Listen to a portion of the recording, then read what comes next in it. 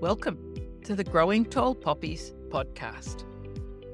I'm your host, Dr. Nat Green, and I'm so excited to have you join me as we discuss what it means to navigate your way through post-traumatic growth and not just survive, but to thrive after trauma. Through our podcast, we will explore ways for you to create a life filled with greater purpose, self-awareness, and a deep inner peace. Through integrating the many years of knowledge and professional experience, as well as the wisdom of those who have experienced trauma firsthand, we will combine psychology, accelerated approaches, coaching, and personal experience to assist you to learn, to grow, and to thrive. I hope to empower you to create deeper awareness and understanding and stronger connections with yourself and with others, whilst also paving the way for those who have experienced trauma and adversity to reduce their suffering and become the very best versions of themselves in order to thrive. Thank you so much for joining me on today's episode. Hello, beautiful people. Welcome back to Growing Tall Poppies. I'm Dr. Nat Green, and today I wanted to share something really close to my heart with you all. This week, as I'm recording this, it's Dementia Action and Awareness Week. And I felt really strongly that I wanted to dedicate this episode to something much more personal than usual.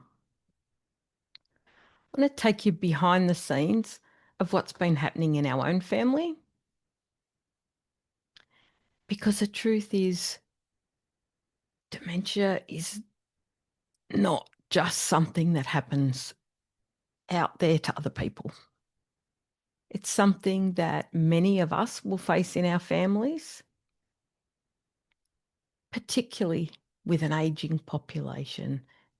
We are getting greater numbers of people diagnosed with dementia as we live to be older. And the reality is it's messy, it's heartbreaking, and full of emotions that pretty much aren't often talked about. So today I wanted to share a little of my dad's journey, what it's been like for us as a family, and how I've been navigating the guilt, the grief, and the reality of transitioning a parent into aged care. And all of that on top of, as you know, the recent trip to Europe with all the challenges that posed, and then coming home and being absolutely bedridden for 10 days with illness. So yeah, definitely a challenging time. And I thought I'd just share with you what the reality is so you know that life isn't always this perfect picture that a lot of people paint. As you know, one of my greatest values is of integrity and being authentic. So here you are. Hear me opening up, warts and all, to what's been going on and that reality. And whilst I've been navigating that guilt, the grief, and the reality that now faces us, my hope is that if you're going through something similar, that you'll feel less alone and maybe find just a little bit of comfort in knowing that all those messy feelings that you're having are totally normal, warranted, and it's really important to acknowledge them and allow ourselves to feel them. Because sometimes life sucks. So let me start with a bit of background. My own mum died of breast cancer when she was aged 51 after a long, grueling 7-year battle. And at the time, my dad stepped up like I never dreamt he would do or even could do. Never thought it was possible. But he was fantastic. He took care of my mum, supported her, and went above and beyond. And this was something that I will always remember and am grateful for and will acknowledge him for. Dad remarried 23 years ago to the most amazing lady who we all love deeply. And honestly, we truly have been blessed to have the two most wonderful souls as mother figures. I honestly count my blessings every single day. And unfortunately, my stepmum was diagnosed with Alzheimer's a few years ago. It rocked our worlds. And, each day, or not even day, but week and month, we've lost a little bit more of her. But she's still amazing and we love her dearly. And whilst my dad can be extremely frustrating at times, like most of our parents can, to my dad's credit, yet again, he stepped up and he took on the carer role and has provided both physical and emotional support. And they've mutually supported each other and they love each other dearly. And for that, I'm so grateful. However, to add another little challenge in the mix, my dad was also diagnosed with both Alzheimer's and vascular dementia not too long ago, back in May. It's been a really tough road, to be honest. And like many families, it wasn't something that happened overnight. It was little things at first, moments of forgetfulness, some disorientation and confusion, and changes in how we manage things, some challenges in processing. And then there's been periods of denial and attempts from him, but from both of them, to hide the reality so that they could stay safe, independent, and at home. So what has made it even more complex, of course, for us is that Dad was also the primary carer for my stepmum. And we then started to notice a decline in her care and functioning. So here was this man who'd been strong, supportive, carrying the responsibility of looking after his partner, and suddenly his own health was slipping away, and he didn't want to acknowledge that. And we worked hard to get some additional supports in place, but as we all know, the aged care system here leaves a lot to be desired. And there are far more people needing care than there are available packages, especially when you live in regional areas and ones where there is an ageing population, make it even that little bit more challenging. And their level 1 and 2 aged care packages certainly weren't cutting it. And they were, of course, adamant that they could still manage on their own. So it's been a fairly drawn out challenge with many side steps and a little dance along the way and a lot of challenging conversations. And as you know, I went overseas for this family trip of a lifetime that we'd been planning for a very long time.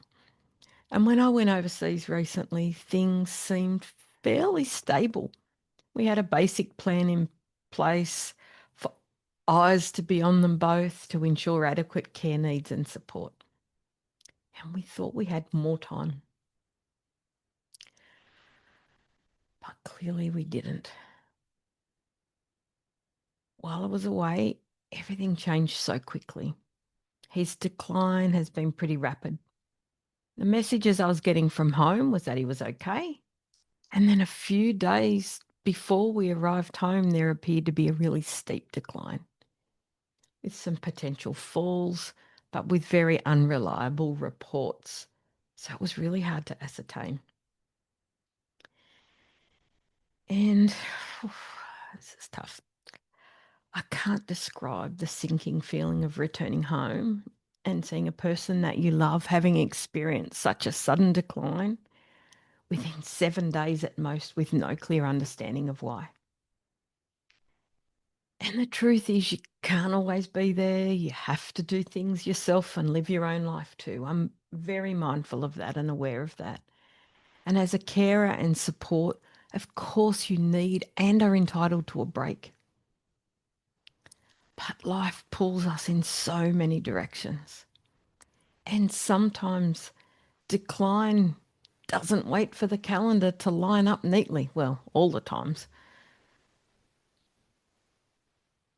Life isn't linear and we can't control everything. So then has come the guilt and the emotions. With all of this has come this huge wave of guilt. In the initial stages, there wasn't guilt. I was able to rationalise that I was entitled to some time away and that self-care is important, and so on and so on. All those internal conversations. But as Dad's been in hospital for an extended period, those doubts and guilty moments have crept in. The guilt of not being there in those exact moments. The guilt of choosing to go on a trip, to live my life while knowing that things at home weren't easy. The guilt of not being able to split myself in two, one half in Europe, with that one also battling health issues and challenging situations over there, and the other at home doing regular check-ins on them both rather than having to rely on others to do those. And I think this is something that so many families just don't talk about. We assume we should somehow manage it all perfectly, that we should be the ever-present daughter or son while also balancing our own work, our own families, our own lives. That's crap. Because the reality is it's impossible. And yet even knowing that, the guilt lingers. For me, it's been this constant inner conversation. Am I doing enough? Am I letting him down? Am I letting my family down as they need my focus too? And alongside the guilt is this deep grief. Watching someone you love lose parts of themselves, lose their independence, their mobility, and lose clarity. It's like you're grieving them even more while they're still here.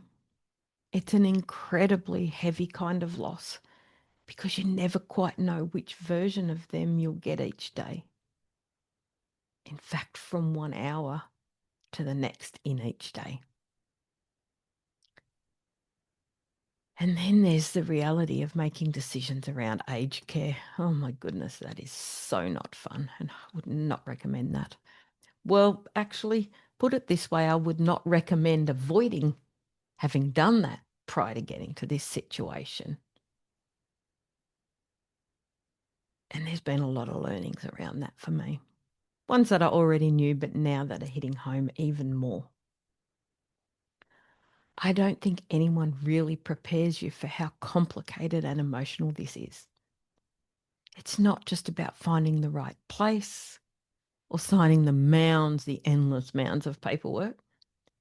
It's about accepting that your parent, or in this case, parent and step-parent, who once took care of you, now needs that same care or even more themselves. It's that shift in roles. Suddenly you're the one making decisions, signing forms, talking to doctors, having to do yet again major advocacy in systems that just don't have that level of personal care that you'd give, and asking the questions about medication, safety, requesting respect, and insisting on dignity because sometimes some caregivers have forgotten how to do that, and a void of empathy. And that's been really challenging. And at the same time, your heart is screaming, this isn't how it's supposed to be. It's also incredibly confronting. Walking into aged care facilities, meeting with staff, facing the reality of what life will look like for your parent or parents from now on. It brings up so much grief and fear. And that dance of, will this be right? Is this the best option? How will I know? Is how they present to us really how it is in there? So many thoughts, so many fears. And then there's the family side of it. Siblings, partners, step siblings in this case, and potentially tricky relationships with everyone processing things differently. Everyone wanting what's best, but sometimes having different opinions on what best actually looks like. And that can create tension at the very moment that you're all already stretched thin emotionally.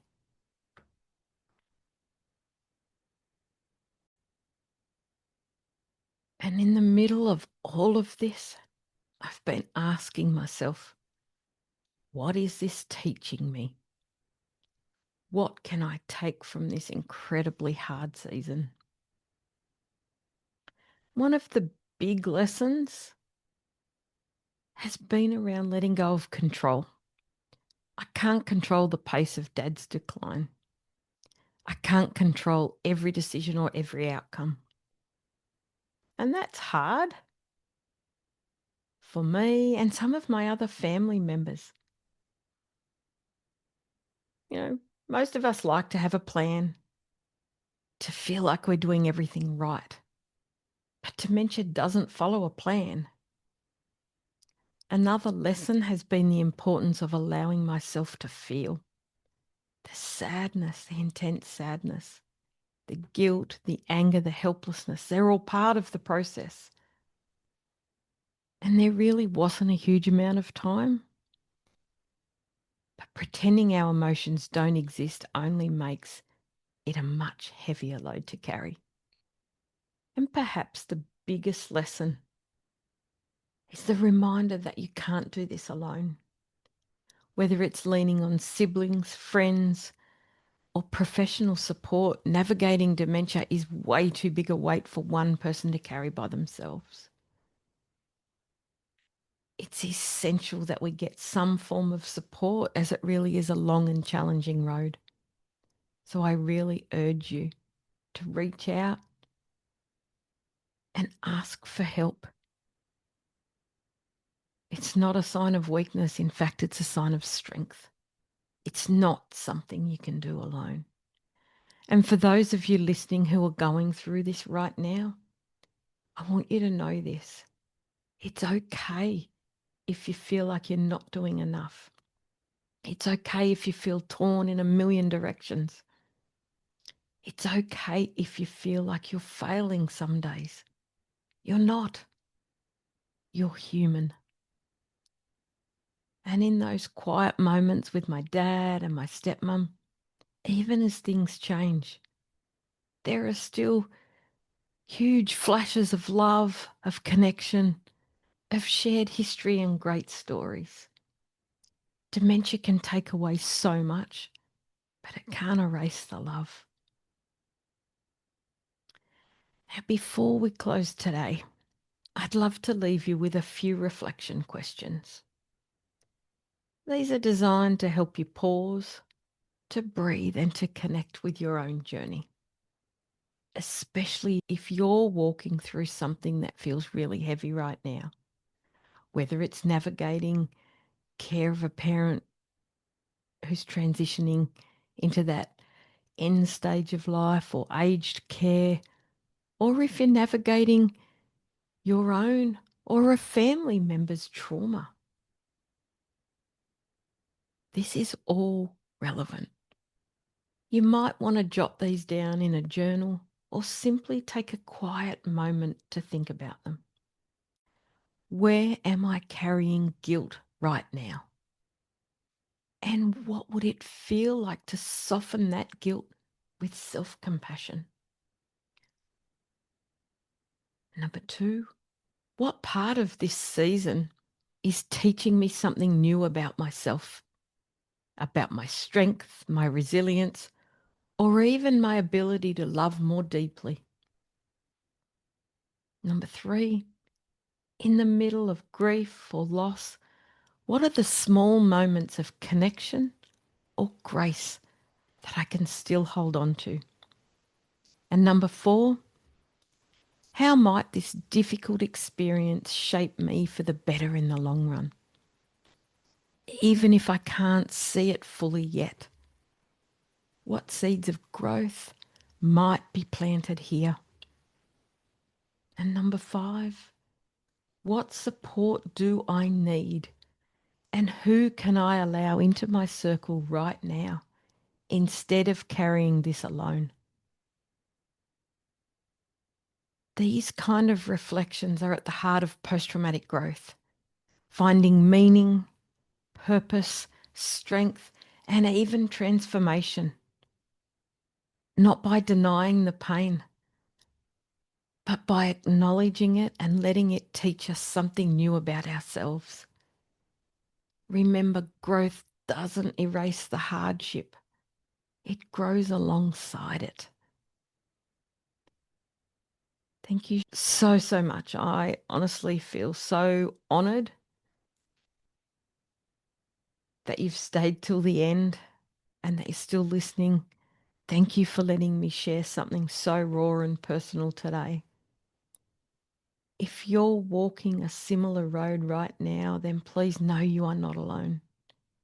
There are so many of us navigating the heartbreak of dementia in our families. And even though each journey is different, the feelings, the guilt, the grief, the exhaustion are shared. If you need support, I really encourage you to reach out to organisations in Australia like Dementia Australia, but I'm sure they exist in other countries as well, or the Alzheimer's Association. Sometimes just talking to someone who gets it can make all the difference. And if this episode resonated with you, I'd love to hear from you. Send me a message, share your story, or just know that by listening today, you've been part of something that matters. So thank you so much for listening, for being a part of our amazing community. Until next time, take care of yourself and the people you love. Bye for now. Thank you for joining me in this episode of Growing Tall Poppies. It is my deepest hope that today's episode may have inspired and empowered you to step fully into your post-traumatic growth so that you can have absolute clarity around who you are, what matters the most to you, and to assist you to release your negative emotions and regulate your nervous system so you can fully thrive. New episodes are published every Tuesday, and I hope you'll continue to join us as we explore both the strategies and the personal qualities required to fully live a life of post-traumatic growth and to thrive. So if it feels aligned to you and really resonates, then I invite you to hit subscribe, and it would mean the world to us if you could share this episode with others who you feel may benefit too. You may also find me on Instagram at Growing Tall Poppies and Facebook, Dr. Natalie Green. Remember, every moment is an opportunity to look for the lessons and to learn and increase your ability to live the life you desire and deserve. So for now, stay connected, stay inspired, stand tall like the tall poppy you are, and keep shining your light brightly in the world. Bye for now.